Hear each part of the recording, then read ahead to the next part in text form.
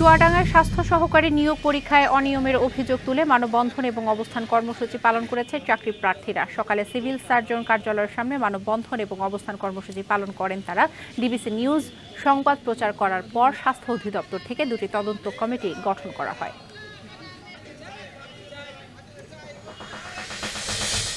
মুন্সিগঞ্জের শ্রীনগরে দলিল লেখক পট্টিতে আগুনে পুড়ে গেছে দলিল লেখকদের ১৯টি চেম্বার।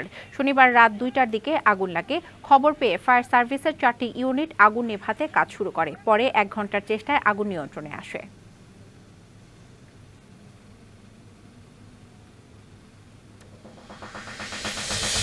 কক্সবাজারের টেকনাফে পাহাড়ের আস্তানায় ডাকাত এবং অপহরণকারীদের সাথে যৌথ বাহিনীর গোলাগুলির ঘটনা ঘটেছে। ঘটনাস্থল থেকে বেশ কিছু দেশি বিদেশি আগ্নেয়াস্ত্র, গুলি এবং মাদক সহ অপহৃত একজনকে উদ্ধার করা হয়েছে।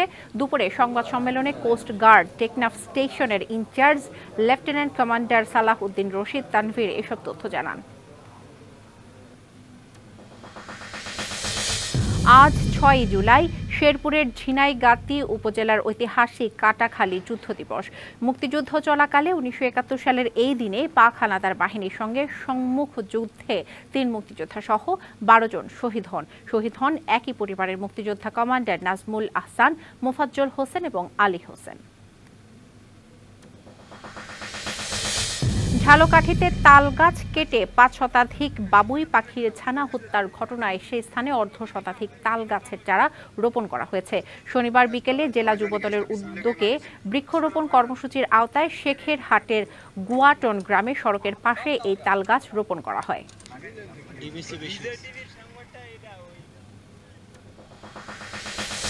গোপালগঞ্জে জমি নিয়ে বিরোধের জেরে আবু তালিফ মোল্লা নামের ৮ বছরের শিশুকে মারধরের অভিযোগ উঠেছে।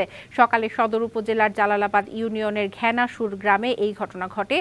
সকালে তাফিলকে মারাত্মক আহত অবস্থায় মধুমতি নদীর পাড়ে পড়ে থাকতে দেখে পরিবারে খবর দেয় স্থানীয়রা। পরে তাকে উদ্ধার করে হাসপাতালে ভর্তি করা হয়।